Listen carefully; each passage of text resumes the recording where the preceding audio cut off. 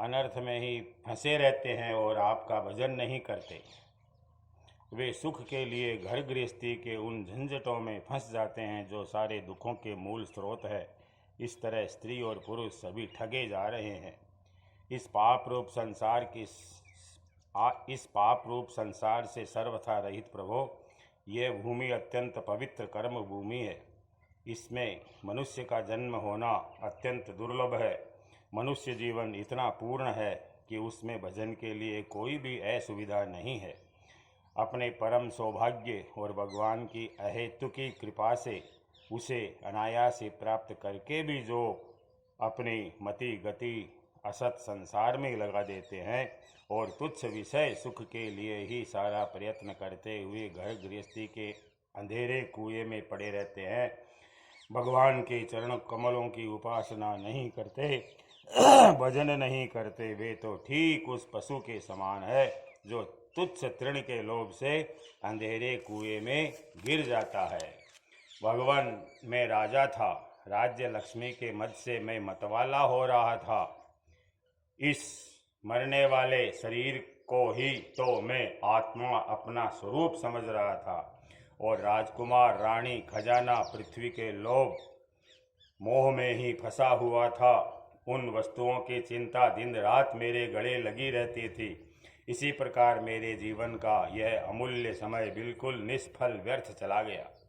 जो शरीर प्रत्यक्ष ही घड़े और भीत के समान मिट्टी का है और दृश्य होने के कारण उन्हीं के समान अपने से अलग भी है, उसी को मैंने अपना स्वरूप मान लिया था और फिर अपने को मान बैठा था नरदेव। इस प्रकार मैंने मदान्ध होकर आपको तो कुछ समझा ही नहीं। रथ, हाथी, घोड़े और पैदल की चतुरंगिणी सेना तथा सेनापतियों से घिरकर मैं पृथ्वी में इधर उधर घूमता रहा। मुझे यह करना चाहिए और यह नहीं करना चाहिए, इस प्रकार विविध कर्तव्य और अकर्तव्यों की चिंता में पड़कर मनुष्य अपने एकमात्र कर्तव्य भगवत प्राप्ति से विमुख होकर प्रमत्त हो जाता है, असावधान हो जाता है। संसार में बांध रखने वाले विषयों के लिए उसकी लालसा दिन दूनी रात चौगुनी बढ़ती ही जाती है, परंतु जैसे भूख के कारण जीभ लपलपाता हुआ सांप असावधान चूहे को दबोच लेता है, वैसे ही काल रूप से सदा सर्वदा सावधान रहने वाले आप एकाएक उस प्रमादग्रस्त प्राणी पर टूट पड़ते हैं और उसे ले बीतते हैं। जो पहले सोने के रथों पर अथवा बड़े बड़े गजराजों पर चढ़कर चलता था और नरदेव कहलाता था, वही शरीर आपके अबाध काल का ग्रास बनकर बाहर फेंक देने पर पशु पक्षियों के विष्ठा, धरती में गाड़ देने पर सड़कर कीड़ा और आग में जला देने पर राख का ढेर बन जाता है। प्रभु, जिसने सारी दिशाओं पर विजय प्राप्त कर ली है और जिससे लड़ने वाला संसार में कोई रह नहीं गया है, जो श्रेष्ठ सिंहासन पर बैठता है और बड़े बड़े नरपति जो पहले उसके सामने थे अब जिसके चरणों में सिर झुकाते हैं, वही पुरुष जब विषय सुख भोगने के लिए जो घर गृहस्थी की एक विशेष वस्तु है स्त्रियों के पास जाता है, तब उनके हाथ का खिलौना उनका पशु बन जाता है। उमा दारू योसित की नाई, सब ही नचावत राम गुसाई। गृहेषु मैथुन्य सुखेषु गृहेषु मैथुन्य सुखेषु योषिताम क्रीड़ा मृग पुरुष ईश नीयते। बहुत से लोग विषय भोग छोड़कर पुनः राज्य आदि भोग मिलने की इच्छा से दान पुण्य करते हैं और मैं फिर जन्म लेकर सबसे बड़ा परम स्वतंत्र सम्राट हूँ, ऐसी कामना रखकर तपस्या में भली भांति स्थित होकर के शुभ कर्म करते हैं। इस प्रकार जिसकी तृष्णा बढ़ी हुई है वह कदापि सुखी नहीं हो सकता। अपने स्वरूप में एक रस स्थित रहने वाले भगवान श्री कृष्ण जीव अनादिकाल से जन्म मृत्यु रूप संसार के चक्कर में भटक रहा है। जब उस चक्कर से छूटने का समय आता है तब उसे सत्संग प्राप्त होता है। यह निश्चय है कि जिस क्षण सत्संग प्राप्त होता है उसी क्षण संतों के आश्रय कार्य कारण रूप जगत के एकमात्र स्वामी आप में जीव की बुद्धि अत्यंत दृढ़ता से लग जाती है। भगवान, मैं तो ऐसा समझता हूँ कि आपने मेरे ऊपर परम अनुग्रह की वर्षा की, क्योंकि बिना किसी परिश्रम के अनायास ही मेरे राज्य का बंधन टूट गया। साधु स्वभाव के चक्रवर्ती राजा भी जब अपना राज्य छोड़कर एकांत में भजन साधन करने के उद्देश्य से वन में जाना चाहते हैं तब उसके ममता बंधन से मुक्त होने के लिए बड़े प्रेम से आपसे प्रार्थना किया करते हैं। अंतर्यामी प्रभो, आपसे क्या छिपा है, मैं आपके चरणों की सेवा के अतिरिक्त और कोई भी वर नहीं चाहता, क्योंकि जिनके पास किसी प्रकार का संग्रह परिग्रह नहीं है अथवा जो जिसके अभिमान से रहित है, वे लोग भी केवल उसी के लिए प्रार्थना करते हैं, चरण कमलों के लिए। भगवान भला बतलाइए तो सही, मोक्ष देने वाले आपकी आराधना करके ऐसा कौन श्रेष्ठ पुरुष होगा जो अपने को बंधने वाले सांसारिक विषयों का वर मांगे। इसलिए प्रभो, मैं सत्व गुण, रजोगुण और तमोगुण से संबंध रखने वाली समस्त कामनाओं को छोड़कर केवल माया के लेस मात्र संबंध से रहित गुणातीत एक अद्वितीय चित स्वरूप परम पुरुष आपकी शरण ग्रहण करता हूँ। भगवान, मैं अनादिकाल से अपने कर्म फलों को भोगते भोगते अत्यंत आर्त हो रहा था। उनकी दुखद ज्वाला रात दिन मुझे जलाती रहती थी। मेरे 6 शत्रु, 5 इंद्रिय और एक मन कभी शांत नहीं होते थे। उनकी विषयों की प्यास बढ़ती ही जा रही थी। कभी किसी प्रकार एक क्षण के लिए भी मुझे शांति न मिली।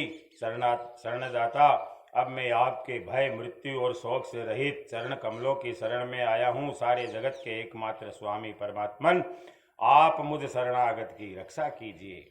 भगवान श्री कृष्ण ने कहा, सार्वभौम महाराज, तुम्हारी मति, तुम्हारा निश्चय बड़ा ही पवित्र और ऊंची कोटि का है। यद्यपि मैंने तुम्हें बार बार वर देने का प्रलोभन दिया, फिर भी तुम्हारी बुद्धि कामनाओं के अधीन नहीं हुई। मैंने तुम्हें जो वर देने का प्रलोभन दिया वह केवल तुम्हारी सावधानी की परीक्षा के लिए। मेरे जो अनन्य भक्त होते हैं उनकी बुद्धि कभी कामनाओं से इधर उधर नहीं भटकती।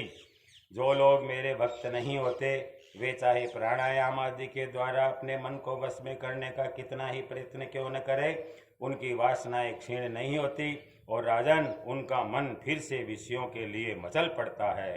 तुम अपने मन और सारे मनोभावों को मुझे समर्पित कर दो, मुझ में लगा दो। मय्ये वह मन आदत स्व मयि बुद्धिम निवेश है, गीता में भी कहा है। और फिर स्वच्छंद रूप से पृथ्वी पर विचरण करो। मुझ में तुम्हारी विषय वासना शून्य निर्मल भक्ति सदा बनी रहेगी। तुमने क्षत्रिय धर्म का आचरण करते समय शिकार आदि के अवसरों पर बहुत से पशुओं का वध किया है। अब एकाग्र चित्त से मेरी उपासना करते हुए तपस्या के द्वारा उस पाप को धो डालो। राजन, अगले जन्म में तुम ब्राह्मण बनोगे और समस्त प्राणियों के सच्चे हितैषी परम सुहृद होवोगे तथा फिर मुझ विशुद्ध विज्ञानघन परमात्मा को प्राप्त करोगे।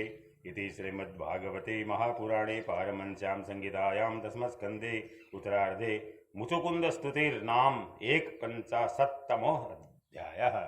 अथ 255 अध्यायः बलराम का द्वारका गमन, श्री बलराम जी का विवाह है तथा कृष्ण के पास रुक्मणी जी का संदेश लेकर ब्राह्मण का आना। सुखदेव जी कहते हैं, प्यारे परीक्षित, भगवान श्री कृष्ण ने इस प्रकार इक्ष्वाकुनंदन राजा मुचुकुंद पर अनुग्रह किया। अब उन्होंने भगवान की परिक्रमा की, उन्हें नमस्कार किया और गुफा से बाहर निकले। उन्होंने बाहर आकर देखा कि सब के सब मनुष्य, पशु, लता, वृक्ष, वनस्पति पहले की अपेक्षा बहुत छोटे छोटे आकार के हो गए हैं। इससे यह जानकर कि कलयुग आ गया है, वे उत्तर दिशा की ओर चल दिए। महाराज मुचुकुंद तपस्या, श्रद्धा, धैर्य और अनासक्ति से युक्त एवं संशय संदेह से मुक्त थे। वे अपना चित्त भगवान श्री कृष्ण में लगाकर गंधमादन पर्वत पर जा पहुँचे। भगवान नर नारायण के नित्य निवास स्थान बद्रिकाश्रम में जाकर बड़े शांत भाव से गर्मी सर्दी आदि द्वंद्व सहते हुए वे तपस्या के द्वारा भगवान की आराधना करने लगे। इधर भगवान श्री कृष्ण मथुरा में लौट आए। तब तक काल यवन की सेना ने उसे घेर रखा था, मथुरा को। अब उन्होंने म्लेच्छों की सेना का संहार किया और उसका सारा धन छीनकर द्वारका को ले चले। जिस समय भगवान श्री कृष्ण के आज्ञा के अनुसार मनुष्यों और बैलों पर वह धन ले जाया जाने लगा। उसी समय मगधराज जरासंध फिर 18वीं बार 23 अक्षौणी सेना लेकर पुनः आ धमका। परीक्षित, शत्रु सेना का प्रबल वेग देखकर भगवान श्री कृष्ण और बलराम मनुष्यों की सी लीला करते हुए उसके सामने ही बड़ी फुर्ती के साथ भाग निकले। उनके मन में तनिक भी भय नहीं था, फिर भी मानो अत्यंत भयभीत हो गए हो इस प्रकार का नाट्य करते हुए वह सब का सब धन वहीं छोड़कर अनेक योजनों तक वे अपने कमल दल के समान सुकोमल चरणों से ही पैदल भागते दोनों भाई चले गए। जब महाबली मगधराज जरासंध ने देखा कि श्री कृष्ण और बलराम तो भाग रहे हैं, तब वह हंसने लगा और अपने रथ सेना के साथ उनका पीछा करने लगा। उसे भगवान श्री कृष्ण और बलराम जी के ऐश्वर्य प्रभाव आदि का ज्ञान नहीं था। बहुत दूर तक दौड़ने के कारण दोनों भाई कुछ थक से गए। अब वे बहुत ऊंचे प्रवर्षण पर्वत पर चढ़ गए। उस पर्वत का प्रवर्षण नाम इसलिए पड़ा था कि वहां सदा ही मेघ वर्षा किया करते हैं। परीक्षित, जब जरासंध ने देखा कि वे दोनों पहाड़ में छिप गए और बहुत ढूंढने पर भी पता न चला, तब उस जरासंध ने ईंधन से भरे हुए प्रवर्षण पर्वत के चारों ओर आग लगवाकर उसे जला दिया। जब भगवान ने देखा कि पर्वत के छोर जलने लगे हैं, तब दोनों भाई जरासंध की सेना के घेरे को लांघते हुए बड़े वेग से उस 11 योजन मतलब 44 कोस 11 योजन ऊंचे पर्वत से एकदम नीचे धरती पर आ कूदे। राजन, उन्हें जरासंध ने अथवा उसके किसी सैनिक ने देखा नहीं और वे दोनों भाई वहां से चलकर फिर अपने समुद्र से घिरी हुई द्वारकापुरी में चले आए। जरासंध ने झूठ मूठ ऐसा मान लिया कि श्री कृष्ण और बलराम तो जल गए और फिर वह अपने बहुत बड़ी सेना लौटाकर मगध देश को चला गया। बोलो श्री कृष्ण चंद्र भगवान की जय। यह बात मैं तुमसे पहले ही 9वें स्कंद में कह चुका हूँ कि अनर्त देश के राजा श्रीमान रेवत जी ने अपनी रेवती नाम की कन्या ब्रह्मा जी की प्रेरणा से बलराम जी के साथ ब्याह कर दी थी। परीक्षित, भगवान श्री कृष्ण भी स्वयंवर में आए हुए शिशुपाल और उसके पक्षपाती साल्व आदि नरपतियों को बलपूर्वक हराकर सबके देखते देखते जैसे गरुड़ ने सुधा का हरण किया था, वैसे ही विदर्भ देश की राजकुमारी रुक्मणी को हर लाए और उनसे विवाह कर लिया। रुक्मणी जी राजा भीष्मक की कन्या और स्वयं भगवती लक्ष्मी का ही अवतार थी। राजा परीक्षित ने पूछा, भगवान, हमने सुना है भगवान श्री कृष्ण ने भीष्मक नंदिनी परम सुंदरी रुक्मणी देवी को बलपूर्वक हरण करके राक्षस विधि से उनके साथ विवाह किया था। महाराज, अब मैं यह सुनना चाहता हूँ कि परम तेजस्वी भगवान श्री कृष्ण ने जरासंध, साल्व और नरपतियों को जीतकर किस प्रकार रुक्मणी का हरण किया। ब्रह्मर्षि, श्री कृष्ण की लीलाओं के संबंध में क्या कहना है? वे स्वयं तो पवित्र हैं ही, सारे जगत का मल धो बहाकर उसे भी पवित्र कर देने वाली है। उनमें ऐसी लोकोत्तर माधुरी है जिसे दिन रात सेवन करते रहने पर भी नित्य नया नया रस मिलता रहता है। भला ऐसा कौन रसिक है, कौन मर्मज्ञ है जो उन्हें सुनकर तृप्त न हो जाए। सुखदेव जी कहते हैं, परीक्षित, महाराज भीष्मक विदर्भ देश के अधिपति थे। उनके 5 पुत्र, एक सुंदरी कन्या थी। सबसे बड़े पुत्र का नाम था रुक्मी और 4 छोटे थे जिनके नाम थे क्रमशः रुक्मरथ, रुक्मबाहु, रुक्मकेश, रुक्ममाली। इनकी बहन थी सती रुक्मणी। जब उसने भगवान श्री कृष्ण के सौंदर्य, पराक्रम, गुण और वैभव की प्रशंसा सुनी तो उसके महल में आने वाले अतिथि प्रायः गाया ही करते थे। तब उसने यही निश्चय किया कि भगवान श्री कृष्ण ही मेरे अनुरूप पति हैं।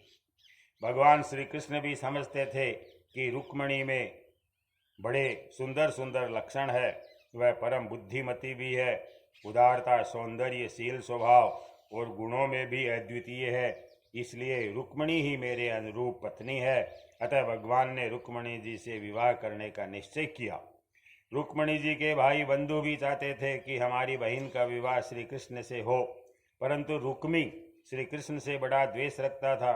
उसने उन्हें विवाह करने से रोक दिया। और शिशुपाल को ही अपनी बहन के योग्य वर समझा। जब परम सुंदरी रुक्मिणी को यह मालूम हुआ कि मेरा भाई रुक्मी शिशुपाल के साथ मेरा विवाह करना चाहता है, तब वे बहुत उदास हो गई। उन्होंने बहुत कुछ सोच विचार कर एक विश्वास पात्र ब्राह्मण को तुरंत श्री कृष्ण के पास भेजा। जब वे ब्राह्मण देव द्वारिकापुरी में पहुँचे, तब द्वारपाल उन्हें राजमहल के भीतर ले गए। वहां जाकर ब्राह्मण देवता ने देखा कि आदि पुरुष भगवान श्री कृष्ण सोने के सिंहासन पर विराजमान है।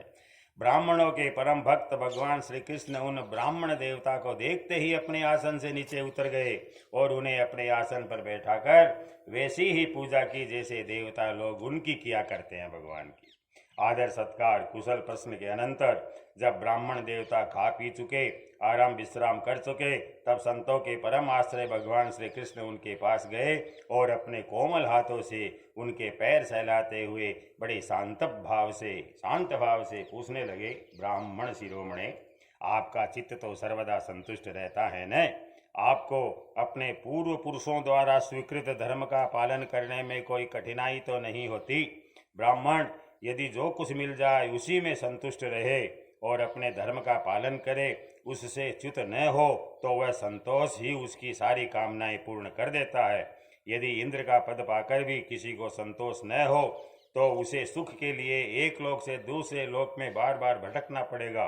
वह कभी भी शांति से बैठ नहीं सकेगा। परंतु जिसके पास तनिक भी संग्रह परिग्रह नहीं है और जो उसी अवस्था में संतुष्ट है, वह सब प्रकार से संताप रहित होकर सुख की नींद सोता है। जो स्वयं प्राप्त हुई वस्तु से संतोष कर लेते हैं, जिनका स्वभाव बड़ा ही मधुर है, जो समस्त प्राणियों के परम हितैषी, अहंकार रहित और शांत है, उन ब्राह्मणों को मैं सदा सिर झुकाकर नमस्कार करता हूँ।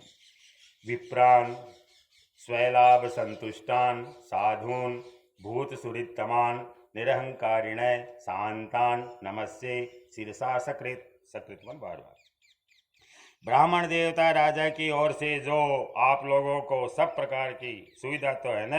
ब्राह्मण देवता राजा की ओर से सारी सुख सुविधा मिलती है आपको। जिसके राज्य में प्रजा का अच्छी तरह पालन होता है और वह आनंद से रहती है, वह राजा मुझे बहुत ही प्रिय है।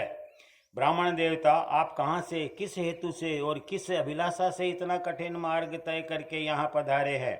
यदि कोई बात विशेष गोपनीय न हो तो हमसे कहिए। गोपनीय नहीं हो तो कह दे, महाराज नहीं करना चाहो तो मत भी कहिए, हम आपकी क्या सेवा करें। परीक्षित, लीला से ही मनुष्य रूप धारण करने वाले भगवान श्री कृष्ण ने जब इस प्रकार ब्राह्मण देवता से पूछा, तब उन्होंने सारी बात कह सुनाई। इसके बाद वे भगवान से रुक्मिणी जी का संदेश कहने लगे। रुक्मिणी जी ने कहा है प्रभु आपके लिए कि हे त्रिभुवन सुंदर, आपके गुणों को जो सुनने वालों के कानों के रास्ते हृदय में प्रवेश करके एक एक अंग के ताप जन्म जन्म की जलन बुझा देते हैं, तथा अपने रूप सौंदर्य को जो नेत्र वाले जीवों के नेत्रों के लिए धर्म अर्थ काम मोक्ष चारों पुरुषार्थों के फल एवं स्वार्थ परमार्थ सब कुछ है, श्रवण करके प्यारे अच्युत मेरा चित्त लज्जा शर्म सब कुछ छोड़कर आप में ही प्रवेश कर रहा है। प्रेम स्वरूप श्याम सुंदर चाहे जिस दृष्टि से देखें, कुल शील स्वभाव सौंदर्य विद्या अवस्था धन धाम सभी में आप अद्वितीय है, अपने ही समान है। मनुष्य लोक में जितने भी प्राणी है, सबका मन आपको देखकर शांति का अनुभव करता है, आनंदित होता है।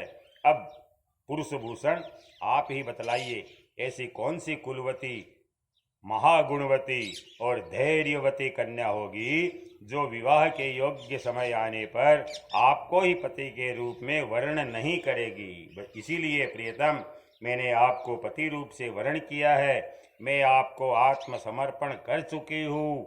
आप अंतर्यामी हैं, मेरे हृदय की बात आपसे छिपी नहीं है। आप यहाँ पधार कर मुझे अपनी पत्नी के रूप में स्वीकार कीजिए। कमल नयन प्राण वल्लभ, मैं आप सरीखे वीर को समर्पित हो चुकी हूँ, आपकी हूँ। अब जैसे सिंह का भाग सियार छू जाए, वैसे कहीं शिशुपाल निकट से आकर मेरा स्पर्श नहीं कर जाए। मैंने यदि जन्म जन्म में पूर्त कुआ बावड़ी आदि खुदवाना धर्मकारी किया है तो इष्ट यज्ञ आदि करना, दान, नियम, व्रत और देवता, ब्राह्मण, गुरु आदि की पूजा के द्वारा भगवान परमेश्वर की ही आराधना की हो और वे मुझ पर प्रसन्न हो तो भगवान श्री कृष्ण आकर मेरा पाणी ग्रहण करे। शिशुपाल अथवा दूसरा कोई भी पुरुष मेरा स्पर्श न कर सके। प्रभु, आप अजित है। जिस दिन मेरा विवाह होने वाला हो उसके एक दिन पहले आप हमारी राजधानी में गुप्त रूप से आ जाइए और फिर बड़े बड़े सेनापतियों के साथ शिशुपाल तथा जरासंध की सेनाओं को मत डालिए, तहस नहस कर दीजिए और बलपूर्वक राक्षस विधि से वीरता का मूल्य देकर मेरा पाणी ग्रहण कीजिए। यदि आप यह सोचते हो कि तुम तो अंतपुर में भीतर के जनाने महलों के पैरे में अंदर रहती हो, तुम्हारे भाई बंधुओं को मारे बिना मैं तुम्हें कैसे ले जा सकता हूँ, तो इसका उपाय मैं आपको बतलाए देती हूँ। हमारे कुल का ऐसा नियम है कि विवाह के पहले दिन कुल देवी का दर्शन करने के लिए एक बहुत बड़ी यात्रा होती है, जुलूस निकलता है, जिसमें विवाही जाने वाली कन्या को दुल्हन को नगर के बाहर गिरिजा देवी के मंदिर में जाना पड़ता है। कमल नयन उमापति भगवान शंकर के समान बड़े बड़े महापुरुष भी आत्मशुद्धि के लिए आपके चरण कमलों की धूल से स्नान करना चाहते हैं। यदि मैं आपका वह प्रसाद, आपकी वह चरण धूलि नहीं प्राप्त कर सकी तो व्रत द्वारा शरीर को सुखाकर प्राण छोड़ दूंगी, चाहे उसके लिए सैकड़ों जन्म क्यों न लेने पड़े। कभी न कभी तो आपका वह प्रसाद अवश्य ही मिलेगा। ब्राह्मण देवता ने कहा, यदुवंश शिरोमणि, यही रुक्मणी के अत्यंत गोपनीय संदेश हैं जिन्हें लेकर मैं आपके पास आया हूँ। इसके संबंध में जो कुछ करना हो विचार कर लीजिए और तुरंत ही उसके अनुसार कार्य कीजिए। इति श्रीमद्भागवते महापुराणे पारमहंस्यां संहितायां दशमस्कन्धे उत्तरार्धे रुक्मणी उद्वाह प्रस्तावे द्विपंचाशत्तमोऽध्यायः। अथ 53तमोऽध्यायः रुक्मणी हरण। श्री सुखदेव जी कहते हैं, परीक्षित, भगवान श्री कृष्ण ने विदर्भ राजकुमारी रुक्मणी का यह संदेश सुनकर अपने हाथ से ब्राह्मण देवता का हाथ पकड़ लिया और हंसते हुए यों बोले। भगवान श्री कृष्ण ने कहा, ब्राह्मण देवता, जैसे विदर्भ कुमारी मुझे चाहती है वैसे ही मैं भी उन्हें चाहता हूँ। मेरा चित्त उन्हीं में लगा रहता है। कहाँ तक कहूँ, मुझे रात के समय नींद नहीं आती है। मैं जानता हूँ कि रुक्मी ने द्वेषवश मेरा विवाह रोक दिया है, परंतु ब्राह्मण देवता, आप देखिएगा, जैसे लकड़ियों को मथ कर एक दूसरे से रगड़कर मनुष्य उनमें से आग निकाल लेता है, वैसे ही युद्ध में उन नामधारी क्षत्रिय कुल कलंकों को तहस नहस करके अपने से प्रेम करने वाली परम सुंदरी राजकुमारी को मैं निकाल लाऊंगा। श्री सुखदेव जी कहते हैं, परीक्षित, मधुसूदन, श्री कृष्ण ने यह जानकर कि रुक्मणी के विवाह की लग्न परसों रात्रि में है, सारथी को आज्ञा दी कि दारुक, तनिक भी विलंब न करके रथ जोत लाओ। दारुक भगवान के रथ में सेव्य, सुग्रीव, मेघपुष्प और बलाग नाम के 4 घोड़े जोत कर उसे ले आया और हाथ जोड़कर भगवान के सामने खड़ा हो गया। सूर्यनंदन श्री कृष्ण ब्राह्मण देवता को पहले रथ पर चढ़ाकर, पहले ब्राह्मण चढ़ाए, फिर आप भी सवार हुए और उन शीघ्रगामी घोड़ों के द्वारा एक ही रात में आनर्त देश से विदर्भ देश में जा पहुँचे। कुंडिन नरेश महाराज भीष्मक अपने बड़े लड़के रुक्मी के स्नेहवश अपनी कन्या शिशुपाल को देने के लिए विवाह उत्सव की तैयारी करा रहे थे। भीष्मक का तो मन नहीं था, परंतु बेटे को मोह ज्यादा हुआ ना, बाप में जना बेटे की इच्छा के अनुसार कर रहा तैयारी। नगर के राजपथ, चौराहे तथा गली कूचे झाड़ बुहार दिए गए, उन पर छिड़काव किया जा चुका था। चित्र विचित्र रंग बिरंगी छोटी बड़ी झंडियां पताकाएं लगा दी गई थी, तोरण बांध दिए गए थे। वहां के स्त्री पुरुष पुष्पमाला, हार, इत्र, फुलेल, चंदन, गहने, निर्मल वस्त्रों से सजे हुए थे। वहां के सुंदर सुंदर घरों से अगर के धूप की सुगंध फैल रही थी। परीक्षित, राजा भीष्मक ने पितर और देवताओं का विधि पूर्वक पूजन करके ब्राह्मणों को भोजन कराया। नियमानुसार स्वस्ति वाचन भी सुशोभित दांतों वाली परम सुंदरी राजकुमारी रुक्मिणी जी को स्नान कराया गया।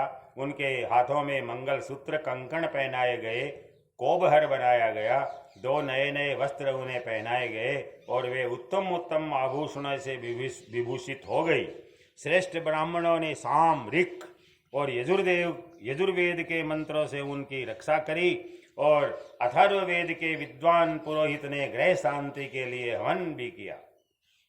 राजा भीष्मक कुल परंपरा और शास्त्रीय विधियों के बड़े जानकार थे। उन्होंने सोना, चांदी, वस्त्र, गुड़ मिले हुए तिल और गौएं ब्राह्मणों को दी। इसी प्रकार चेदी नरेश राजा दमघोष ने भी अपने पुत्र शिशुपाल के लिए मंत्रज्ञ ब्राह्मणों से अपने पुत्र के विवाह संबंधी मंगल कृत्य कराए। इसके बाद वे मद चुवाते हुए हाथियों, सोने की मालाओं से सजाए हुए रथों, पैदलों और घुड़सवारों की चतुरंगिणी सेना साथ लेकर के कुंडिनपुर जा पहुँचे बारात बनाकर। विदर्भराज भीष्मक ने आगे आकर उनका स्वागत सत्कार और प्रथा के अनुसार अर्चन पूजन किया। इसके बाद उन लोगों को पहले से ही निश्चित किए हुए जनवासों में आनंद पूर्वक ठहरा दिया गया। उस बारात में साल्व, जरासंध, दंतवक्त्र, विदुरथ और पौंड्रक आदि शिशुपाल के हजारों मित्र राजा लोग आए हुए थे। वे सब राजा श्री कृष्ण और बलराम जी के विरोधी थे और राजकुमारी रुक्मिणी शिशुपाल को ही मिले इस विचार से आए थे। उन्होंने अपने अपने मन में यह पहले से ही निश्चय कर रखा था कि यदि श्री कृष्ण बलराम आदि यदुवंशियों के साथ आकर कन्या को हरने की चेष्टा करेगा तो हम सब मिलकर उससे लड़ेंगे। यही कारण था कि उन राजाओं ने अपनी अपनी पूरी सेना और रथ, घोड़े, हाथी आदि भी अपने साथ ले लिए। विपक्षी राजाओं की इस तैयारी का पता बलराम जी को लग गया और जब उन्होंने यह सुना कि भैया श्री कृष्ण अकेले ही राजकुमारी का हरण करने के लिए चले गए हैं, तब उन्हें वहां लड़ाई झगड़े की बड़ी आशंका हुई। यद्यपि वे श्री कृष्ण का बल विक्रम जानते थे, फिर भी भ्रातृ स्नेह से उनका हृदय भर आया। वे तुरंत ही हाथी, घोड़े, रथ और पैदलों की बड़ी भारी चतुरंगिणी सेना साथ लेकर कुंडिनपुर के लिए चल पड़े। इधर परम सुंदरी रुक्मिणी जी भगवान श्री कृष्ण के शुभ आगमन की प्रतीक्षा कर रही थी। उन्होंने देखा कि श्री कृष्ण की तो कौन कहे, अभी ब्राह्मण देवता भी नहीं लौटे हैं, तो वे बड़ी चिंता में पड़ गई और सोचने लग गई कि अहो अब मुझ अभागिनी के विवाह में केवल 1 रात की देरी है, परंतु मेरे जीवन सर्वस्व कमल नयन भगवान अब भी नहीं पधारे। इसका क्या कारण हो सकता है, कुछ निश्चय नहीं मालूम पड़ता। यही नहीं, मेरे संदेश ले जाने वाले ब्राह्मण देवता भी अभी तक नहीं लौटे। इसमें संदेह नहीं कि भगवान श्री कृष्ण का स्वरूप परम शुद्ध है और विशुद्ध पुरुष ही उनसे प्रेम कर सकते हैं। उन्होंने मुझ में कुछ न कुछ बुराई देखी होगी, तभी तो मेरे हाथ पकड़ने के लिए, मुझे स्वीकार करने के लिए उद्यत होकर वे यहाँ नहीं पधार रहे हैं। ठीक है, मेरे भाग्य ही मंद है, विधाता और भगवान शंकर भी मेरे अनुकूल नहीं जान पड़ते। यह भी संभव है कि रुद्र पत्नी गिरिजा कुमारी सती पार्वती जी मुझसे अप्रसन्न हो, क्या पता। परीक्षित, रुक्मिणी जी इसी उधेड़ बुन में पड़ी हुई थी। उनका संपूर्ण मन और उनके सारे मनोभाव भक्त मन चोर भगवान ने चुरा लिए थे। उन्होंने उन्हीं को सोचते सोचते अभी समय है ऐसा समझकर अपने आंसू भरे नेत्र बंद कर लिए एकदम। परीक्षित, इस प्रकार रुक्मिणी जी भगवान श्री कृष्ण के शुभ आगमन की प्रतीक्षा कर रही थी। उसी समय उनकी बाईं जांघ बुझा और नेत्र फड़कने लगे, जो प्रियतम के आगमन का प्रिय संवाद सूचित कर रहे थे। इतने में ही भगवान श्री कृष्ण के भेजे हुए वे ब्राह्मण देवता आ गए और उन्होंने अंतःपुरी में राजकुमारी रुक्मिणी को इस प्रकार देखा मानो कोई ध्यानमग्न देवी हो। सती रुक्मिणी जी ने देखा कि ब्राह्मण देवता का मुख प्रफुल्लित है, उनके मन और चेहरे पर किसी प्रकार की घबराहट नहीं है। वे उन्हें देखकर लक्षणों से ही समझ गई कि भगवान श्री कृष्ण आ गए। फिर प्रसन्नता से खिलकर उन्होंने ब्राह्मण देवता से पूछा, तब ब्राह्मण देवता ने निवेदन किया कि भगवान श्री कृष्ण यहाँ पधार गए हैं और उनकी भूरी भूरी प्रशंसा की। ये भी बतलाया कि राजकुमारी जी आपको ले जाने की उन्होंने सत्य प्रतिज्ञा की है। भगवान के शुभ आगमन का समाचार सुनकर रुक्मणी जी का हृदय आनंद अतिरेक से भर गया। उन्होंने इसके बदले में ब्राह्मण के लिए भगवान के अतिरिक्त और कुछ प्रिय न देखकर, ब्राह्मण तो भगवान ही प्रिय लगे, इसलिए आई देखियो कि भगवान ही प्रिय लगे, और कुछ प्रिय न देखकर उन्होंने केवल नमस्कार कर लिया, अर्थात जगत की समग्र लक्ष्मी ब्राह्मण देवता को सौंप दी। राजा विष्पक ने सुना कि भगवान श्री कृष्ण और बलराम जी मेरी कन्या का विवाह देखने के लिए उत्सुकतावश यहाँ पधारे हैं। तब आने पर तुर ही भेरी आदि बाजे बजवाते हुए पूजा की सामग्री लेकर उन्होंने उनकी अगवानी करी और मधुपर्क, निर्मल वस्त्र और उत्तम उत्तम भेंट देकर विधि पूर्वक उनकी पूजा की। भीष्मक जी बड़े बुद्धिमान थे, भगवान के प्रति उनकी बड़ी भक्ति थी। उन्होंने भगवान को सेना और साथियों सहित समस्त सामग्रियों से युक्त निवास स्थान में ठहराया और उनका यथावत आतिथ्य स्वीकार किया। विदर्भराज भीष्मक जी के यहाँ निमंत्रण में जितने राजा आए थे उन्होंने उनके पराक्रम, अवस्था, बल और धन के अनुसार सारी इच्छित वस्तुएं देकर सबका खूब सत्कार किया। विदर्भ देश के नागरिकों ने जब सुना कि भगवान श्री कृष्ण यहाँ पधारे हैं, तब वे लोग भगवान के निवास स्थान पर आए और अपने नयनों की अंजलि में भर भर कर उनके वदनारविंद का मधुर मकरंद रस पान करने लगे। कृष्णमागत्यम आकर्ण्य विदर्भपुरवासिन कृष्णम आगमनम आकर्ण्य विदर्भपुरवासिन आगत्य नेत्र अंजलि भी पपुः तन मुख पंकजम। वे आपस में इस प्रकार बातचीत कर रहे थे कि रुक्मणी जी इन्हीं की अर्धांगिनी होने के योग्य है और ये परम पवित्र मूर्ति श्याम सुंदर रुक्मणी के ही योग्य पति हैं, दूसरी कोई इनकी पत्नी होने के योग्य नहीं है। यदि हमने अपने पूर्व जन्म या इस जन्म में कुछ भी सत्कर्म किया हो तो त्रिलोक विधाता भगवान हम पर प्रसन्न हो और ऐसी कृपा करे कि श्याम सुंदर श्री कृष्ण ही विदर्भ राजकुमारी रुक्मिणी जी का पाणी ग्रहण करे। ऐसी मंगल कामना की पूर्ववासियों ने। परीक्षित, जिस समय प्रेम परवश होकर पूर्ववासी लोग परस्पर इस प्रकार बातचीत कर रहे थे, उसी समय रुक्मणी जी अंतःपुर से निकलकर देवी जी के मंदिर के लिए चली। बहुत से सैनिक उनकी रक्षा में नियुक्त थे। वे प्रेम मूर्ति श्री कृष्ण के चरण कमलों का चिंतन करती हुई भगवती भवानी के पाद पल्लवों का दर्शन करने के लिए पैदल ही चली। स्वयं मौन थी और माताएं तथा सखी सहेलियां सब ओर से उन्हें घेरे हुए थी। सूरवीर राज सैनिक हाथों में अस्त्र शस्त्र उठाए कवच पहने उनकी रक्षा कर रहे थे। उस समय मृदंग, शंख, ढोल, तुरही, भेरी आदि बाजे बज रहे थे।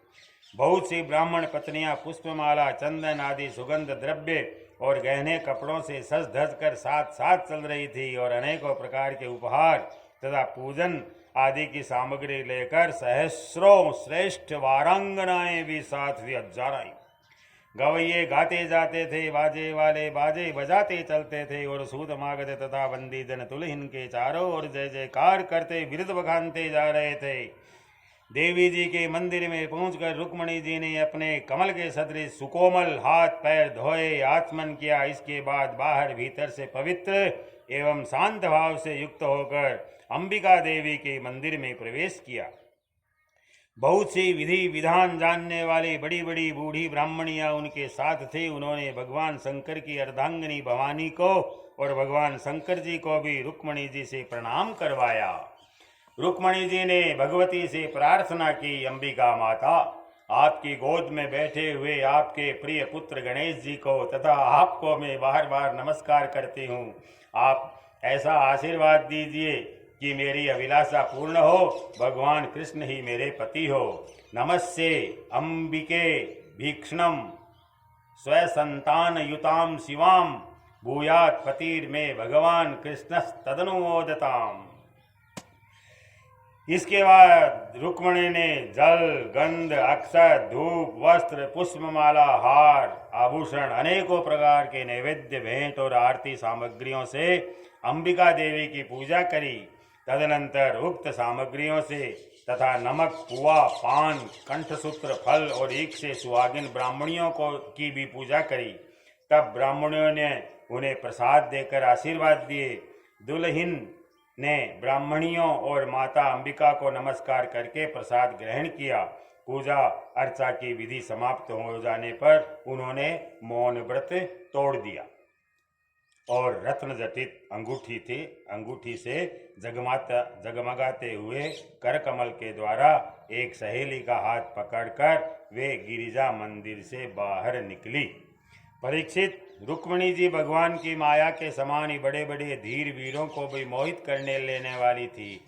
उनका कटिभाग बहुत ही सुंदर और पतला था। मुखमंडल पर कुंडलों की शोभा जगमगा रही थी। वे किशोर और तरुण अवस्था की संधि में स्थित थी। नितंब जड़ाऊ करधनी शोभायमान हो रही थी। नितंब पर वक्षस्थल कुछ उभरे हुए से थे। उनकी दृष्टि ललकती हुई अलकों के कारण कुछ चंचल हो रही थी।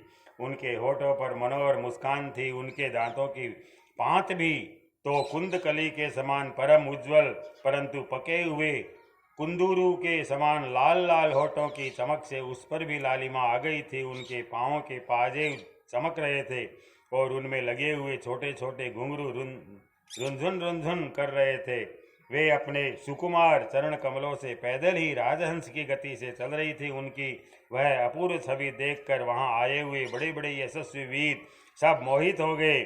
कामदेव ने भी भगवान का कार्य सिद्ध करने के लिए अपने बाणों से उनका हृदय जर्जर कर दिया। रुक्मिणी जी इस प्रकार उस उत्सव यात्रा के बहाने मंद मंद गति से चलकर भगवान श्री कृष्ण पर अपना राशि राशि सौंदर्य निछावर कर रही थी। उन्हें देखकर और उनकी खुली मुस्कान तथा लजीली चितवन पर अपना चित्त लुटाकर वे बड़े बड़े नरपति एवं वीर इतने मोहित और बेहोश हो गए कि उनके हाथों से अस्त्र शस्त्र छूटकर गिर पड़े और वे स्वयं भी रथ, हाथी तथा घोड़ों से धरती पर आ गिरे। इस प्रकार रुक्मिणी जी भगवान श्री कृष्ण के शुभ आगमन की प्रतीक्षा करती हुई अपने कमल की कली के समान सुकुमार चरणों को बहुत ही धीरे धीरे आगे बढ़ा रही थी। उन्होंने अपने बाएं हाथ की अंगुलियों से मुख की ओर लटकती हुई अलके हटाई और वहां आए हुए नरपतियों की ओर लजीली चितवन से देखा। उसी समय उन्हें श्याम सुंदर भगवान श्री कृष्ण के दर्शन हुए। राजकुमारी रुक्मिणी जी रथ पर चढ़ना ही चाहती थी कि भगवान श्री कृष्ण ने समस्त शत्रुओं के देखते देखते उनकी भीड़ में से रुक्मिणी जी को उठा लिया और उन सैकड़ों राजाओं के सिर पर पांव रखकर उन्हें अपने उस रथ पर बैठा लिया जिसके ध्वजा पर गरुड़ का चिन्ह लगा हुआ था। इसके बाद जैसे सिंह सियारों के बीच में से अपना भाग ले जाए वैसे ही रुक्मिणी जी को लेकर भगवान श्री कृष्ण बलराम जी आदि यदुवंशियों के साथ वहां से चल पड़े। उस समय जरासंध के वशवर्ती अभिमानी राजाओं को अपना ये बड़ा भारी तिरस्कार हुआ और यश कीर्ति का नाश सहन नहीं हुआ। उस समय जरासंध के वशवर्ती माने अधीन, उस समय जरासंध के वशवर्ती अभिमानी राजाओं को अपना यह बड़ा भारी तिरस्कार और यश कीर्ति का नाश सहन नहीं हुआ। वे सब के सब चिढ़कर कहने लगे, अहो हमें धिक्कार है, हम आज धनुष धारण करके खड़े ही रहे और ये ग्वाले जैसे सिंह के बाघ को हिरण ले जाए उसी प्रकार हमारा सारा यश छीन करके ले गए। इति श्रीमद्भागवते महापुराणे पारमहंस्यां संहितायां दशमस्कन्धे उत्तरार्धे रुक्मिणीहरणं नाम 53तमोऽध्यायः। श्रीकृष्ण गोविंद हरे मुरारी, हे नाथ नारायण वासुदेव। श्रीकृष्ण गोविंद हरे मुरारी, हे नाथ नारायण वासुदेव। श्रीकृष्ण गोविंद हरे मुरारी, हे नाथ नारायण वासुदेव। वसुदेव। अथ चतुपंचाशत्तमो अध्याय है, 54वां अध्याय। शिशुपाल के साथी राजाओं की और रुक्मी की हार तथा श्री कृष्ण रुक्मिणी विवाह। श्री सुखदेव जी कहते हैं, परीक्षित, इस प्रकार कह सुनकर सबके सब राजा क्रोध से आग बबूला हो उठे और कवच पहनकर अपने अपने वाहनों पर सवार हो गए। अपनी अपनी सेना के साथ सब धनुष ले लेकर भगवान श्री कृष्ण के पीछे दौड़े।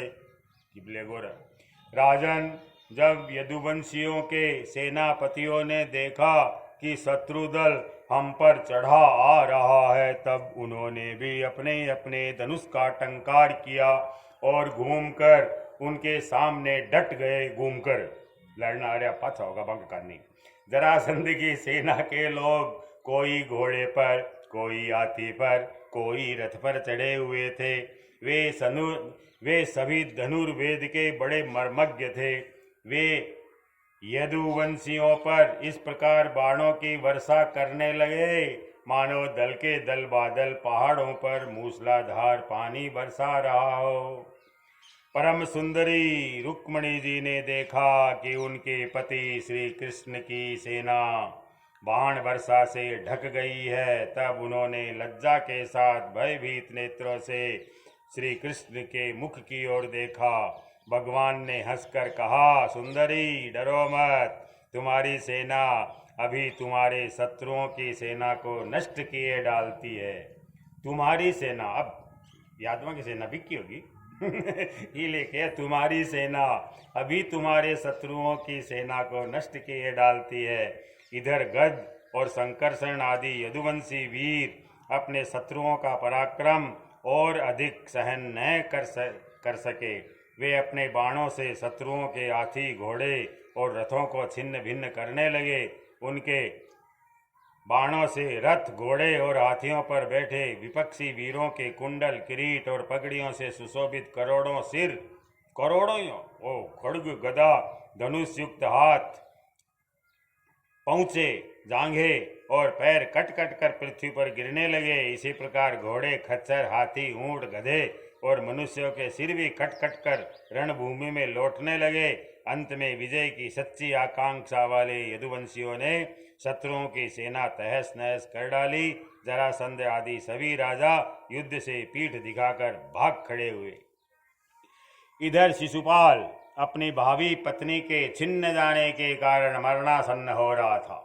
न तो उसके हृदय में उत्साह रह गया था और न तो शरीर पर कांति। बरात बींद बनकर आयो पण पत्नी को नहीं मिली। उसका मुंह सूख रहा था। उसके पास जाकर जरासंध कहने लगा, शिशुपाल जी, आप तो एक श्रेष्ठ पुरुष हैं, ये उदासी छोड़ दीजिए, क्योंकि राजन, कोई भी बात सर्वदा अपने मन के अनुकूल ही हो या प्रतिकूल हो, इस संबंध में कुछ स्थिरता किसी भी प्राणी के जीवन में नहीं देखी जाती। जैसे कठपुतली बाजीगर की इच्छा के अनुसार चलती है, वैसे यह जीव भी भगवत इच्छा के अधीन रहकर सुख और दुख के संबंध में यथाशक्ति चेष्टा करता रहता है। देखिए, श्री कृष्ण ने मुझे 23 अक्षौहिणी सेनाओं के साथ 17 बार हरा दिया। मैंने केवल एक बार 18वीं बार उन पर विजय प्राप्त की। फिर भी इस बात को लेकर मैं न तो कभी शोक करता हूँ और न तो कभी हर्ष, क्योंकि मैं जानता हूँ कि प्रारब्ध के अनुसार काल भगवान ही इस चराचर जगत को झकझोरते रहते हैं। इसमें संदेह नहीं कि हम लोग बड़े बड़े वीर सेनापतियों के भी नायक हैं। फिर भी इस समय श्री कृष्ण के द्वारा सुरक्षित यदुवंशियों की थोड़ी सी सेना ने हमें हरा दिया। इस बार हमारे शत्रुओं की ही जीत हुई, क्योंकि काल उन्हीं के अनुकूल था। जब काल हमारे दाहिने होगा तब हम भी उन्हें जीत लेंगे। परीक्षित, जब मित्रों ने इस प्रकार समझाया, तब चेदीराज शिशुपाल अपने अनुयायियों के साथ अपनी राजधानी लौट आया बिना विनने गए, और उसके मित्र राजा भी जो मरने से बचे थे अपने अपने नगरों को चले गए। रुक्मणी जी का बड़ा भाई रुक्मी भगवान श्री कृष्ण से बहुत द्वेष रखता था। उसको यह बात बिल्कुल सहन न हुई कि मेरी बहन को श्री कृष्ण हर के ले जाए और राक्षस रीति से बलपूर्वक उसके साथ विवाह करे। रुक्मी बलि तो था ही, बलि था बलवान। उसने एक अक्षौहिणी सेना साथ ले ली और श्री कृष्ण का पीछा किया। महाबाहु रुक्मी क्रोध के मारे जल रहा था। उसने कवच पहनकर और धनुष धारण करके समस्त नरपतियों के सामने यह प्रतिज्ञा कर ली कि मैं आप लोगों के बीच में यह शपथ लेता हूँ कि यदि मैं युद्ध में श्री कृष्ण को न मार सका और अपनी बहन रुक्मणी को न लौटा सका तो मैं अपनी राजधानी कुंदनपुर में प्रवेश नहीं करूँगा। परीक्षित यह कहकर वह रथ पर सवार हो गया और सारथी से बोला, जहाँ कृष्ण हो वहाँ शीघ्र से शीघ्र मेरा रथ ले चलो। आज मेरा उसी के साथ युद्ध होगा। आज मैं अपने तीखे बाणों से उन खोटी बुद्धि वाले ग्वाले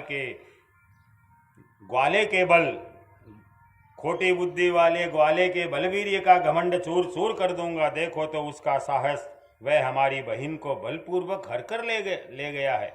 परीक्षित, रुक्मी की बुद्धि बिगड़ गई थी। वह भगवान के तेज प्रभाव को बिल्कुल नहीं जानता था।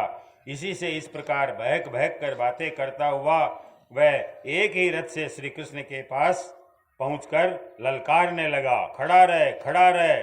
उसने अपने धनुष को बलपूर्वक खींचकर भगवान श्री कृष्ण को 3 बाण मारे और कहा, एक क्षण मेरे सामने ठहर। यदुवंशियों के कुल कलंक जैसे कौवा होम की सामग्री चुरा कर उड़ जाए, वैसे ही तू मेरी बहन को चुरा कर कहाँ भागा जा रहा है? अरे मंद, तू बड़ा मायावी और कपट युद्ध में कुशल है। आज मैं तेरा सारा गर्व खर्व किए डालता हूँ। देख, जब तक मेरे बाण तुझे धरती पर सुला नहीं देते उसके पहले ही इस बच्ची को छोड़कर भाग जा। रुक्मी की बात सुनकर भगवान श्री कृष्ण मुस्कुराने लगे। उन्होंने उसका धनुष काट डाला और उस पर 6 बाण छोड़े। साथ ही भगवान श्री कृष्ण ने 8 बाण उसके 4 घोड़ों पर और 2 सारथी पर छोड़े और 3 बाणों से उसके रथ की ध्वजा को काट डाला। तब रुक्मी ने दूसरा धनुष उठाया और भगवान श्री कृष्ण को 5 बाण मारे। उन बाणों के लगने पर उन्होंने उसका वह धनुष भी काट डाला। रुक्मी ने इसके बाद एक और धनुष लिया, परंतु हाथ में लेते ही लेते अविनाशी अच्युत ने उसे भी काट डाला। इस प्रकार रुक्मी ने परिघ, पट्टी, सूल, ढाल, तलवार, शक्ति, तोमर जितने अस्त्र शस्त्र उठाए उन सभी को भगवान ने प्रहार करने के पहले ही काट डाला। अब रुक्मी क्रोधवश हाथ में तलवार लेकर भगवान श्री कृष्ण को मार डालने की इच्छा से रथ से कूद पड़ा और इस प्रकार उनकी ओर झपटा जैसे पतंगा आग की ओर लपकता है। जब भगवान ने देखा कि रुक्मी मुझ पर चोट करना चाहता है, तब उन्होंने अपने बाणों से उसकी ढाल तलवार को तिल तिल करके काट दिया और उसको मार डालने के लिए हाथ में तीखी तलवार निकाल ली।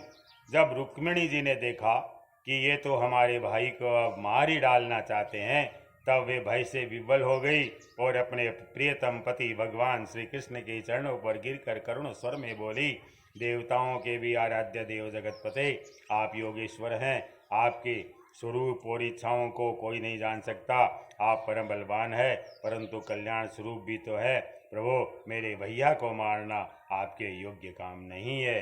योगेश्वरा प्रमेयत्वा देव देव जगतपते हंतुम नारसी कल्याणम भ्रातरम में महाभुज। मत मारो मेरे भाई को। श्री सुखदेव जी कहते हैं, रुक्मणी जी का एक एक अंग भय के मारे थर थर कांप रहा था। शोक की प्रबलता से मुख सूख गया था, गला रुंध गया था। आतुरतावश सोने का हार गले से गिर पड़ा था और इसी अवस्था में वे भगवान के चरण कमल पकड़े हुए थी। परम दयालु भगवान उन्हें भयभीत देखकर करुणा से द्रवित हो गए। उन्होंने रुक्मी को मार डालने का विचार छोड़ दिया। गृहीत पादः करुणो निवर्तत। फिर भी रुक्मी उनके अनिष्ट की चेष्टा से विमुख नहीं हुआ। तब भगवान श्री कृष्ण ने उसको उसी के दुपट्टे से बांध दिया और उसकी दाढ़ी, मूछ तथा केस कई जगह से मूंडकर उसे कुरूप बना दिया। तब तक यदुवंशी वीरों ने शत्रु की अद्भुत सेना को तहस नहस कर डाला, ठीक वैसे ही जैसे हाथी कमल वन को रौंद डालता है। फिर वे लोग उधर से लौटकर श्री कृष्ण के पास आए तो देखा तो रुक्मी दुपट्टे से बंधा हुआ अधमरी अवस्था में पड़ा हुआ है। उसे देखकर सर्वशक्तिमान भगवान बलराम जी को बड़ी दया आई और उन्होंने उसके बंधन खोलकर उसे छोड़ दिया। भाई को साड़ो है ना। और श्री कृष्ण से कहा, कृष्ण तुमने यह अच्छा नहीं किया, यह निंदित कार्य हम लोगों के योग्य नहीं है। अपने संबंधी की दाढ़ी मूछ मूंढकर इसे कुरूप कर देना, यह तो एक प्रकार का वध ही है। इसके बाद बलराम जी ने रुक्मणी को संबोधन करके कहा, साध्वी तुम्हारे भाई का रूप विकृत कर दिया गया है। यह सोचकर हम लोगों से बुरा न मानना, क्योंकि जीव को सुख दुख देने वाला कोई दूसरा नहीं है। उसे तो पहले ही कर्म का फल भोगना पड़ता है। उसे तो अपने ही कर्म का फल भोगना पड़ता है। अब श्री कृष्ण से बोले बलराम जी, कृष्ण यदि अपना सगा संबंधी वध करने योग्य अपराध करे तो भी अपने ही संबंधियों के द्वारा उसका मारा जाना उचित नहीं है। उसे छोड़ देना चाहिए। वह तो अपने अपराध से ही मर चुका है। मरे हुए को क्या मारना, पीछे डरने के पीछे। फिर रुक्मणी जी से बोले, साध्वी ब्रह्मा जी ने क्षत्रियों का धर्म ही ऐसा बना दिया है कि सगा भाई भी अपने भाई को मार डालता है। इसलिए यह क्षात्र धर्म अत्यंत घोर है। इसके बाद श्री कृष्ण से बोले, भाई कृष्ण ये ठीक है कि जो लोग धन के नशे में अंधे हो रहे हैं और अभिमानी है, वे राज्य, लक्ष्मी, पैसा, स्त्री, मान, तेज अथवा किसी और कारण से अपने बंधुओं का भी तिरस्कार कर दिया करते हैं। अब वे रुक्मणी जी से बोले, साध्वी तुम्हारे भाई बंधु समस्त प्राणियों के प्रति दुर्भाव रखते हैं। तुम्हारे भाई बंधु समस्त प्राणियों से रखते हैं दुर्भाव, कृष्ण सही नहीं। हमने उनके मंगल के लिए ही उनके प्रति दंड विधान किया है। उसे तुम अज्ञानियों की भांति अमंगल मान रही हो। यह तुम्हारी बुद्धि की विषमता है। देवी, जो लोग भगवान के माया से मोहित होकर देह को ही आत्मा मान बैठते हैं, उन्हीं को ऐसा आत्ममोह होता है कि यह मित्र है, यह शत्रु है और यह उदासीन है। समस्त देहधारियों की आत्मा एक ही है और कार्य कारण से माया से उसका कोई संबंध नहीं है। जल और घड़ा आदि उपाधियों के भेद से जैसे सूर्य, चंद्रमा आदि प्रकाश युक्त पदार्थ और आकाश भिन्न भिन्न मालूम पड़ते हैं, परंतु है एक ही, वैसे ही मूर्ख लोग शरीर के भेद से आत्मा का भेद मानते हैं। यह शरीर आदि और अंत वाला है, जन्म में मरे। पंचभूत, पंच महाप्राण, तन्मात्रा और त्रिगुण ही इसका स्वरूप है। आत्मा में उसके अज्ञान से ही इसकी कल्पना हुई है और वह कल्पित शरीर ही जो उसे मैं समझता है, उसको जन्म मृत्यु के चक्कर में ले जाता है। साध्वी, नेत्र और रूप दोनों ही सूर्य के द्वारा प्रकाशित होते हैं। सूर्य ही उनका कारण है। इसलिए सूर्य के साथ नेत्र और रूप का न तो कभी वियोग होता है और न संयोग। इसी प्रकार समस्त संसार की सत्ता आत्मसत्ता के कारण जान पड़ती है। समस्त संसार का प्रकाशक आत्मा ही है।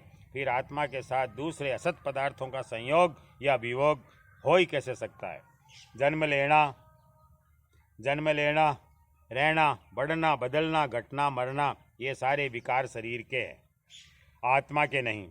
जैसे श्री कृष्ण पक्ष में कलाओं का ही क्षय होता है, कृष्ण पक्ष में कलाओं का ही क्षय होता है, चंद्रमा का नहीं। परंतु अमावस्या के दिन व्यवहार में लोग चंद्रमा का एक क्षय हुआ कहते सुनते हैं। वैसे ही जन्म मृत्यु आदि सारे विकार शरीर के ही होते हैं, परंतु लोग उसे ब्रह्मवश अपने आत्मा का मान लेते हैं। जैसे सोया हुआ पुरुष किसी पदार्थ के न होने पर भी स्वप्न में भोग्य और भोग रूप फलों का अनुभव करता है, उसी प्रकार अज्ञानी लोग झूठ मूठ संसार चक्र का अनुभव करते हैं। यथा शयानय आत्मानं विषयान फलमेव च अनुभुंक्ते प्यसत्यर्थे तथाप्नोत्यबुधो भवम अबुध। इसलिए साध्वी, अज्ञान के कारण होने वाले इस शोक को त्याग दो। ये शोक अंतःकरण को मुरझा देता है, मोहित कर देता है। इसलिए इसे छोड़कर तुम अपने स्वरूप में स्थित हो जाओ।